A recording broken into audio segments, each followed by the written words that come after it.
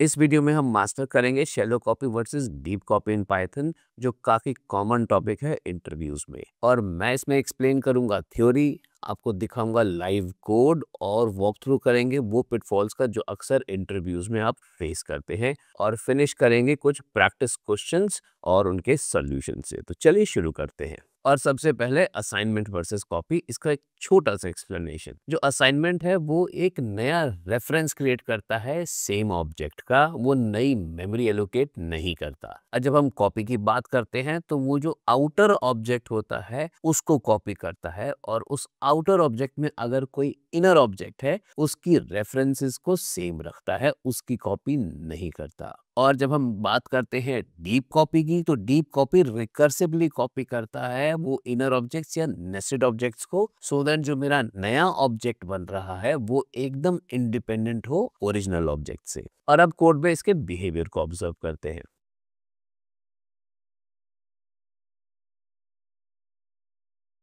और इस एग्जाम्पल मैंने सबसे पहले एक लिस्ट बनाई है ओरिजिनल के नाम से, और मैंने उसे असाइन किया है असाइंड वेरिएबल को। ना इस केस में असाइंड और ओरिजिनल दोनों एक ही ऑब्जेक्ट को रेफर कर रहे हैं मेमोरी में, जो एविडेंट है आईडी फंक्शन से। ना अब अगर मैं असाइंड को यूज करके लिस्ट के किसी एलिमेंट को चेंज करूंगा तो उसका इफेक्ट ओरिजिनल लिस्ट में भी आएगा। सो ये है एक एग्जाम्पल असाइनमेंट का। अब देखते हैं कि कॉपी कैसे काम करता है।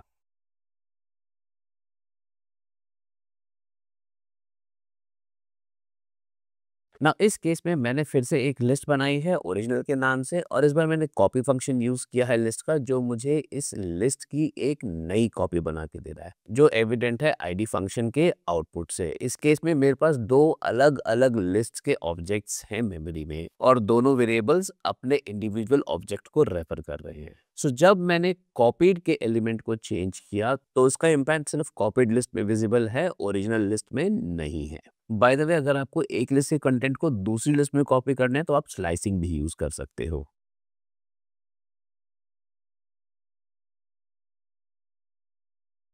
सो इफिसी स्लाइसिंग ने भी मुझे लिस्ट का एक नया कॉपी बना के दिया है, और जो फाइनल प्रिंट स्टेटमेंट है इसमें तीनों लिस्ट में अलग अलग वैल्यूज हैं। यह है एक सिंपल सा इंट्रोडक्शन असाइनमेंट और शेलो कॉपी का। अब बात करते हैं नेस्टेड कॉपी की।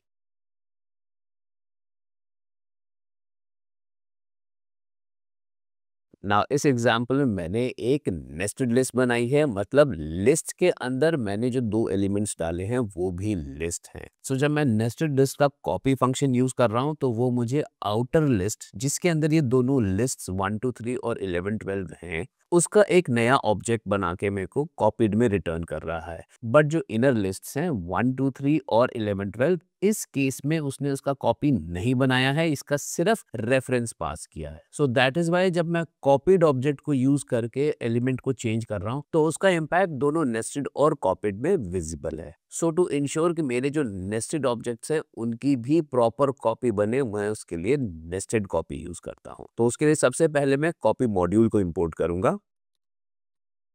Yes, finally.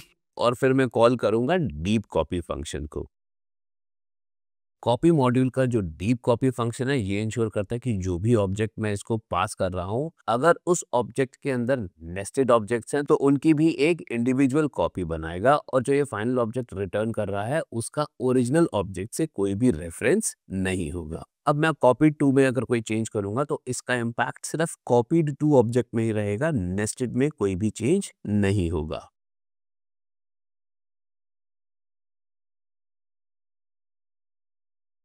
वेरिएबल्स का गुफअप। बट नाउ यू सी, जब मैंने कॉपीड टू में चेंजेस करे हैं तो वो कॉपीड टू में ही विजिबल हैं, नेस्टेड में चेंजेस नहीं हुए हैं। आपको वो 1,20,000 इसलिए दिख रहा है क्योंकि मैंने गलती से कॉपीड वन ऑब्जेक्ट के एलिमेंट को चेंज किया था। सो ये है कॉन्सेप्ट डीप कॉपी का। और मैं आपको सजेस्ट करूंगा आप डीप कॉपी तभी यूज करें जब आपको एक फुल्ली इंडिपेंडेंट कॉपी चाहिए ऑब्जेक्ट की या स्ट्रक्चर की। डीप कॉपी काफी स्लो हो सकता है और ये काफी सारी मेमोरी भी लेता है। आप इसे तभी यूज करो जब ये वाकई ही इंपॉर्टेंट या रिक्वायर्ड है।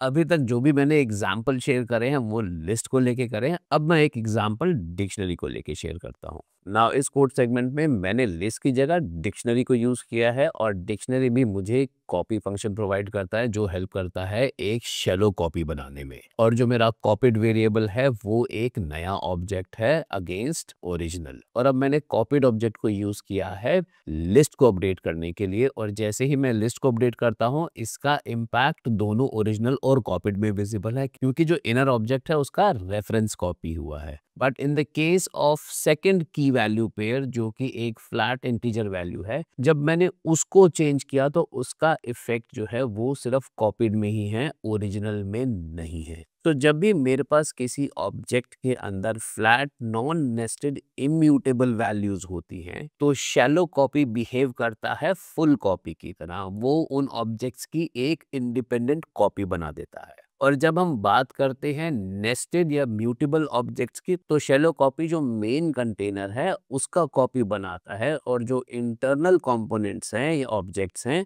उनकी सिर्फ रेफरेंस को पास करता है, उनकी कॉपी नहीं बनाता। सो इसलिए जब मैंने नेस्टेड ऑब्जेक्ट को चेंज किया कॉपीड वेरिएबल यूज करके, उसका इम्पैक्ट ओरिजिनल में भी दिखा। सो ये है कॉन्सेप्ट असाइनमेंट, कॉपी और डीप कॉपी का। Let me summarize before we move ahead. तो असाइनमेंट क्रिएट करता है एक नया रेफरेंस सेम ऑब्जेक्ट का, उसमें कोई मेमोरी कॉपी नहीं होती। और जो कॉपी फंक्शन है जो शैलो कॉपी करता है वो आउटर ऑब्जेक्ट का एक नया कॉपी बनाता है, बट नेस्टेड ऑब्जेक्ट्स का रेफरेंस दोनों ऑब्जेक्ट्स में शेयर होता है। सो अगर किसी ऑब्जेक्ट में इम्यूटेबल वैल्यूज हैं तो शैलो कॉपी फुल कॉपी की तरह बिहेव करेगा। और अगर उस ऑब्जेक्ट में नेस्टेड या कोई म्यूटेबल ऑब्जेक्ट है सो इस केस में दोनों outer objects same inner object की रेफरेंस को शेयर करेंगे। और जब मैं इनर ऑब्जेक्ट को चेंज करूंगा तो उसका चेंज दोनों ऑब्जेक्ट्स में रिफ्लेक्ट होगा। और जो डीप कॉपी फंक्शन है वो एक फुल्ली इंडिपेंडेंट कॉपी बनाता है ओरिजिनल ऑब्जेक्ट की, even if contains nested objects. ये फंक्शन ओरिजिनल ऑब्जेक्ट का एक क्लोन बनाता है। सो इसीलिए डीप कॉपी के बाद अगर मैं किसी नेस्टेड ऑब्जेक्ट में चेंज करूंगा तो उसके चेंजेस दोनों ऑब्जेक्ट्स में रिफ्लेक्ट नहीं होंगे। लिस्ट और डिक्शनरी की शैलो कॉपी बनाने के लिए मैंने लिस्ट और डिक्शनरी का ही कॉपी फंक्शन यूज किया था। और वैसे जो कॉपी मॉड्यूल है जिसका हमने डीप कॉपी यूज किया है वो एक कॉपी फंक्शन भी प्रोवाइड करता है। और ये कॉपी फंक्शन हम यूज कर सकते हैं शैलो कॉपीज बनाने के लिए, जैसे मैंने लिस्ट और डिक्शनरी के लिए बनाया। डिफरेंस सिर्फ इतना ही, जब मैंने लिस्ट का कॉपी फंक्शन यूज किया तो वो लिस्ट की शैलो कॉपी बनाता है, और कॉपी मॉड्यूल का कॉपी फंक्शन जो है वो मैं यूज कर सकता हूँ लिस्ट, सेट, डिक्शनरी किसी का भी शैलो कॉपी बनाने में। अब रिज्यूम करते हैं कॉपी और डीप कॉपी के कुछ और concepts user defined data types पे। और इस एग्जाम्पल में मैंने एक क्लास बनाई है नोड के नाम से जिसमें दो एट्रीब्यूट्स हैं, वैल जिसमें मैं एक इंटीजर वैल्यू स्टोर कर रहा हूँ और इनिशियल डेटा जो एक लिस्ट है कैरेक्टर्स का। ना सबसे पहले मैंने इस नोड क्लास का एक ऑब्जेक्ट बनाया और फिर इसका एक शैलो कॉपी बनाया। If you notice the difference, जब मैंने इन दोनों ऑब्जेक्ट्स की आईडीज को प्रिंट किया तो वो दोनों आईडीज डिफरेंट हैं, बट जो इन दोनों ऑब्जेक्ट्स के एट्रीब्यूट्स हैं वैल और इनिशियल डेटा, इन दोनों की आईडीज की जो वैल्यूज हैं वो सेम है। और थोड़ी देर पहले मैंने आपको बताया था कि जब मेरे पास ऑब्जेक्ट में इम्यूटेबल डेटा हो तो शैलो कॉपी फुल कॉपी की तरह काम करता है, बट यहाँ पे इसने मुझे दोनों आईडीज सेम दी हैं। और जब मैंने ए ऑब्जेक्ट की वैल्यू और इनिशियल डेटा लिस्ट दोनों की वैल्यूज को चेंज किया तो यू विल नोटिस कि जो वैल की आईडी है वो डिफरेंट हो गई है, बट जो मेरा इनिशियल डेटा जो कि एक लिस्ट है, एक नेस्टेड ऑब्जेक्ट है, उसकी जो आईडी की वैल्यू है वो सेम है।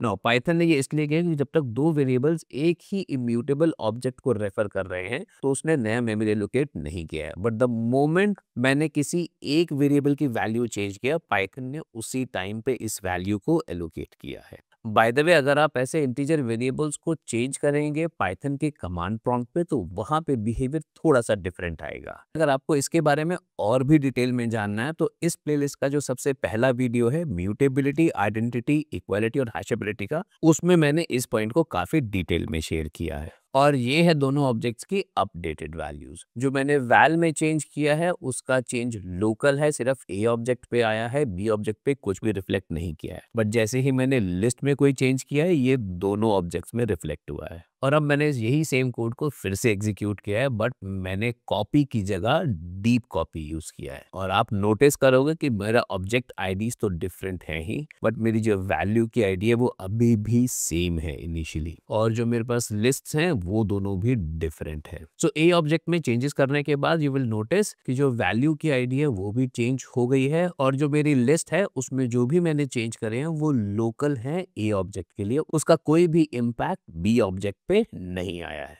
तो अब बारी है कस्टमाइज डीप कॉपी की, और इसके लिए मैंने क्लास नोड में थोड़े से चेंजेस करे हैं। सबसे पहले जो मैं इनिशियल डेटा जो मेरे पास लिस्ट थी वो मैं यूजर से एक्सेप्ट कर रहा हूँ, और जो इंटीजर वैल्यू है उसकी मैंने डिफॉल्ट वैल्यू 20 सेट करी है। रेपर फंक्शन एज इज है, और इसमें मैंने एक नया फंक्शन ऐड किया है अंडरस्कोर अंडरस्कोर डीप कॉपी, जिसे हम डंडर फंक्शन भी बोलते हैं। इस फंक्शन में मेरे पास जो इनिशियल डेटा वाला जो लिस्ट है उसका मैं डीप कॉपी बना रहा हूँ, और वो जो नया ऑब्जेक्ट बना है वो मैंने यूज किया है नोड क्लास का एक नया ऑब्जेक्ट बनाने में, और फिर मैं उस नोड क्लास के ऑब्जेक्ट को रिटर्न कर रहा हूँ। और जब मैं इस कोड को एग्जीक्यूट करूंगा तो सबसे पहले मैंने ए ऑब्जेक्ट बनाया, और जब मैंने copy dot deep copy call किया और उसमें ए ऑब्जेक्ट पास किया, तो डीप कॉपी का जो इम्प्लीमेंटेशन है वो पहले चेक करता है कि इस ऑब्जेक्ट का खुद का अगर कोई डीप कॉपी फंक्शन है तो उसको कॉल करेगा, अगर नहीं है तो डीप कॉपी का जो डिफॉल्ट इम्प्लीमेंटेशन है उसको कॉल करेगा। अब इसके आउटपुट को ऑब्जर्व करते हैं। नाउ इफ यू नोटिस, सबसे पहला आउटपुट है इसका यूजिंग कस्टम डीप कॉपी, जो इंडिकेट कर रहा है कि डीप कॉपी ने एक्चुअली में इस क्लास के फंक्शन को ही कॉल किया है। और जो बाकी का आउटपुट है, मेरी ऑब्जेक्ट आईडीज दोनों डिफरेंट हैं, मेरी जो लिस्ट्स की आईडीज हैं वो भी दोनों डिफरेंट हैं, और जो मेरे पास इंटीजर वैल्यू है वो भी सेम है। वो सेम इसलिए क्योंकि दोनों वेरिएबल्स एक ही मेमोरी रेफरेंस को पॉइंट कर रहे हैं। ना जब मैंने ए ऑब्जेक्ट का इंटीजर वैल्यू और एरे में एक एलिमेंट को चेंज किया, तो इस केस में दोनों ऑब्जेक्ट्स की इंटीजर वैल्यूज चेंज हो गई हैं, और जो एरे में मैंने चेंज किया है वो लोकल है ए ऑब्जेक्ट के लिए। नाउ द क्वेश्चन इज, जब मैंने डीप कॉपी इंप्लीमेंट नहीं किया था तब और अब दोनों के केस में आउटपुट में कोई भी फर्क नहीं है, then what is the purpose कि मुझे ये डीप कॉपी इंप्लीमेंट करना चाहिए। सो जब मेरे पास एक्सटर्नल रिसोर्सेज हो, फाइल्स हो, या मैं कोई कैशे मेंटेन कर रहा हूं, उन सिचुएशंस में मैं ये डीप कॉपी को इंप्लीमेंट करता हूं, जस्ट टू इंश्योर कि मैं इन एक्सटर्नल रिसोर्सेज को प्रॉपर तरीके से मैनेज कर सकूं। मैं इसका एक एग्जांपल दिखाता हूं, और इस एग्जांपल में मैंने एक क्लास बनाई है फाइल ऑप्स के नाम से, और उसमें 3 एट्रीब्यूट्स हैं, फाइल नेम, मोड और फाइल का ऑब्जेक्ट, जो बाय डिफॉल्ट नन है। और रेपर फंक्शन में मैंने थोड़ा सा चेंज किया है, तो अगर फाइल ओपन है तो वो रिटर्न करेगा file open in particular mode, और अगर फाइल ओपन नहीं है उस ऑब्जेक्ट की तो वो रिटर्न करेगा स्टेटमेंट फाइल रेफरेंस्ड इन पर्टिकुलर मोड। और फिर इसमें मैंने डीप कॉपी इंप्लीमेंट किया है, जो इंश्योर कर रहा है कि जब मैं नया ऑब्जेक्ट बना रहा हूँ उसमें मैं सिर्फ फाइल का नाम और मोड ही यूज कर रहा हूँ, फाइल ऑब्जेक्ट को मैं कॉपी नहीं कर रहा। सो ये जो नया ऑब्जेक्ट बनेगा ये इसकी रिस्पॉन्सिबिलिटी कि फाइल को कब खोलना है और कब नहीं खोलना है। ओपन मेथड फाइल को ओपन कर रहा है, और जो अंडरस्कोर अंडरस्कोर डेल डंडर मेथड है ये इंश्योर करेगा कि फाइल ऑटोमेटिकली क्लोज हो रही है। अब इसकी इम्प्लीमेंटेशन, और इसमें मैंने सबसे पहले फाइल ऑब्जेक्ट 1 बनाया जिसको मैंने फाइल का नाम और मोड पास किया है, और फिर मैंने इस टेक्स्ट फाइल को ओपन किया है, और उसके बाद जब मैंने इसको प्रिंट किया तो इसने मुझे आउटपुट दिया file test.txt open in read mode. ना अब मैंने डीप कॉपी मेथड यूज किया है फाइल ऑब्जेक्ट 1 का कॉपी बनाने के लिए, और जो मेरा सेकंड फाइल ऑब्जेक्ट है जब मैंने उसको प्रिंट किया तो उसने दिखाया कि वो फाइल को रेफरेंस कर रहा है, विच मींस फाइल ऑब्जेक्ट 2 के पास फाइल नेम और मोड की डिटेल्स है, पर इसने फाइल ओपन नहीं करी है। ना अब मैंने इस क्लास के डीप कॉपी मेथड को कमेंट किया है, अब मैं रिलाय करूंगा डीप कॉपी की डिफॉल्ट इंप्लीमेंटेशन को। इसके साथ मैंने एक चेंज और किया है, मेरे पास जो डिलीट फंक्शन है इसके अंदर मैंने पास स्टेटमेंट डाल दी है, जो मेरे पास इफ कंडीशन थी कि अगर फाइल ऑब्जेक्ट ओपन है तो उसको क्लोज करो, मैंने उसको भी कमेंट किया। मैं इसका रीजन भी अभी 2 मिनट में बताता हूँ। अब जब मैंने इस कोड को एग्जीक्यूट किया तो जब मैं डीप कॉपी फंक्शन कॉल किया फाइल ऑब्जेक्ट 1 पे, उस टाइम पे पाइथन ने मुझे एक एरर थ्रो किया, जिसमें ये इंडिकेट कर रहा है कि जो मेरा फाइल ऑब्जेक्ट एट्रीब्यूट है ये इसको कॉपी नहीं कर सकता, क्योंकि ये io.text रैपर का इंस्टेंस है, और ये वाले ऑब्जेक्ट पिकलेबल नहीं है, क्योंकि ये ओएस ऑब्जेक्ट्स को रिप्रेजेंट करते हैं और हम इनको सेफली कॉपी नहीं कर सकते। इसलिए डीप कॉपी की इम्प्लीमेंटेशन इसको रोकती है। और यही कारण है कि अगर मुझे ओएस लेवल के रिसोर्सेज को मैनेज करना है तो उस केस में मेरे को डीप कॉपी का अपना खुद का इम्प्लीमेंटेशन लिखना पड़ेगा। ना अब बात करते हैं कि मैंने ये जो डिलीट मेथड है इसमें मैंने पास स्टेटमेंट क्यों लिखा और ये जो बाकी 2 लाइन्स है उनको कमेंट क्यों किया। ना जब मैंने डीप कॉपी फंक्शन यूज़ किया फाइल ऑब्जेक्ट का कॉपी बनाने के लिए, तो उस टाइम पे इस फंक्शन ने मुझे एरर थ्रो किया। सो एरर थ्रो होने की वजह से जो मेरा नया ऑब्जेक्ट है वो अभी पूरी तरह से एग्जिस्टेंस में नहीं आया था। सो उस टाइम पे अगर ये फाइल ऑब्जेक्ट एट्रीब्यूट एग्जिस्ट नहीं करेगा तो ये मेथड भी एरर थ्रो करेगा। अब आते हैं एक और पॉइंट पे जो मैंने थोड़ी देर से रोक के रखा था और वो है कि जब मैंने डीप कॉपी मेथड लिखा था तो उसमें मैंने ये सेकंड एट्रीब्यूट मेमो क्यों भेजा।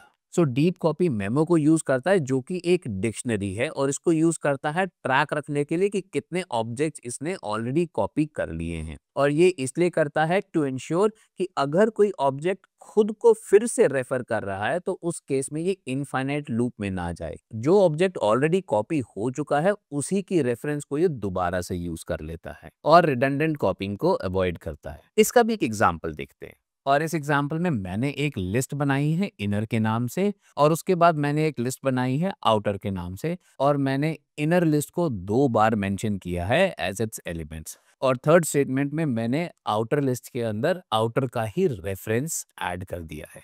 और जब मैं इन तीनों के रेफरेंसेस को प्रिंट करूंगा तो फर्स्ट और सेकंड एलिमेंट की जो रेफरेंस है वो सेम है क्योंकि ये दोनों इनर लिस्ट को रेफर कर रही हैं और जो थर्ड रेफरेंस है वो आउटर ऑब्जेक्ट की रेफरेंस है। और जब मैंने आउटर लिस्ट को प्रिंट किया तो इसने इनर लिस्ट को 2 बार प्रिंट किया क्योंकि मैंने 2 बार ऐड किया हुआ था और इसके बाद इसने मुझे लिस्ट में 3 डॉट्स दिखा दिए जो इंडिकेशन है कि यहाँ पे एक रिकर्सिव कॉल है और पाइथन ने उसको अच्छे से मैनेज कर लिया है। ना इसके बाद मैंने आउटर को डीप कॉपी किया और जो डीप आउटर ऑब्जेक्ट बना है उसके अंदर सेम ऑब्जेक्ट्स हैं और जब मैंने इनकी आईडीज को प्रिंट किया तो आप नोटिस करेंगे जो इनर ऑब्जेक्ट्स जिसको मैंने 2 बार यूज किया उन दोनों की रेफरेंस सेम है जो इंडिकेट कर रहा है कि डीप कॉपी के टाइम पे एक ही ऑब्जेक्ट की मल्टीपल कॉपीज नहीं बनी है बल्कि एक ही रेफरेंस बनी है। और जो थर्ड आईडी है वो है डीप आउटर की खुद की reference. Now just to prove the point मैंने डीप आउटर की 0th एलिमेंट जो कि इनर लिस्ट है उसका 0th एलिमेंट जब चेंज किया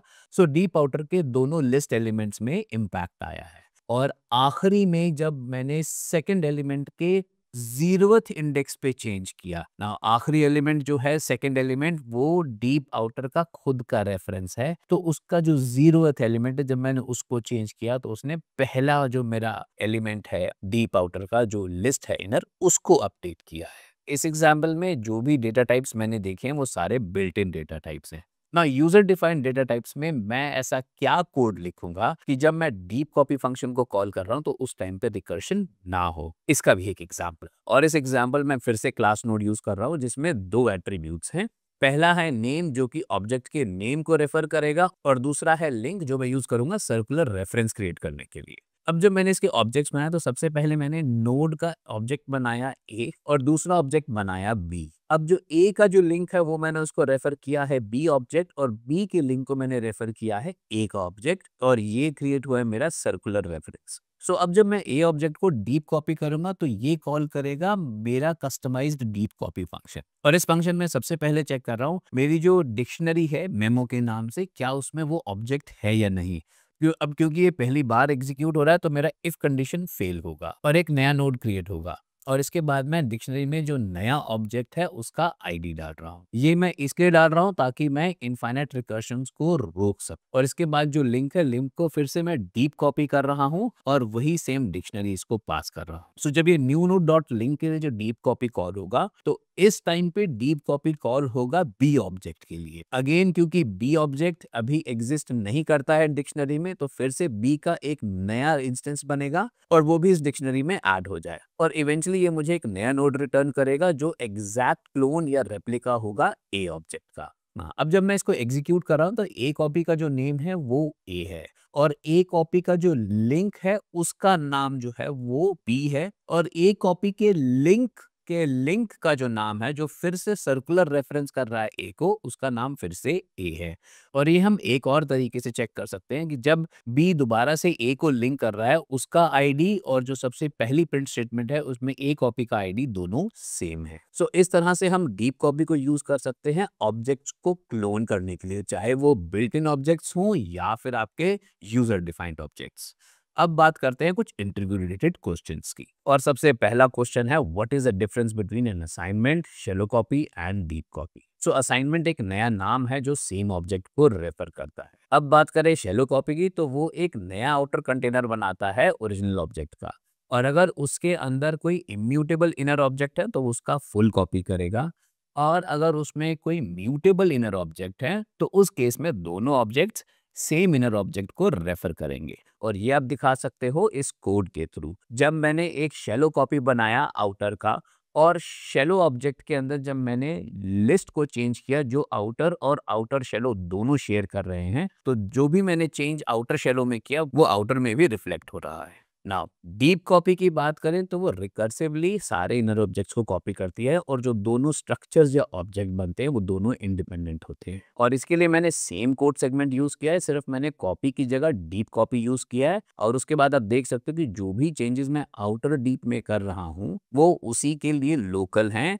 आउटर ऑब्जेक्ट में कुछ भी रिफ्लेक्ट नहीं हो रहा। और ये रहा second question, how can you make a shallow copy of a list and dictionary. या मैं दूसरे टर्म्स बोलूँ तो आप कितनी तरह से एक लिस्ट या डिक्शनरी की शैलो कॉपी बना सकते हो। तो लिस्ट के लिए हम स्लाइसिंग यूज कर सकते हैं, लिस्ट का कॉपी फंक्शन यूज कर सकते हैं, और कॉपी मॉड्यूल का कॉपी मेथड यूज कर सकते हैं। In the case of dictionary, मैं डिक्शनरी का कंस्ट्रक्टर यूज कर सकता हूँ, डिक्शनरी का कॉपी मेथड यूज कर सकता हूँ, और कॉपी मॉड्यूल का कॉपी मेथड भी यूज कर सकता हूँ। और तीसरा क्वेश्चन है, write a function to make a shallow copy of an arbitrary sequence. Use object dot copy when available और यूज कॉपी डॉट कॉपी। तो इस फंक्शन में जो भी ऑब्जेक्ट मुझे मिल रहा है, मैं उसका object dot copy function call कर रहा हूँ। अगर तो वो कॉपी फंक्शन एग्जिस्ट कर रहा है तो वो उसको कॉल करके उसकी शैलो कॉपी बना के दे देगा। अगर वो कॉपी फंक्शन एग्जिस्ट नहीं कर रहा है तो उस केस में वो एरर थ्रो करेगा, जिसको मैं कैच कर रहा हूँ, और फिर उसके बाद मैं कॉपी मॉड्यूल का कॉपी फंक्शन कॉल करके एक शैलो कॉपी रिटर्न कर रहा हूँ।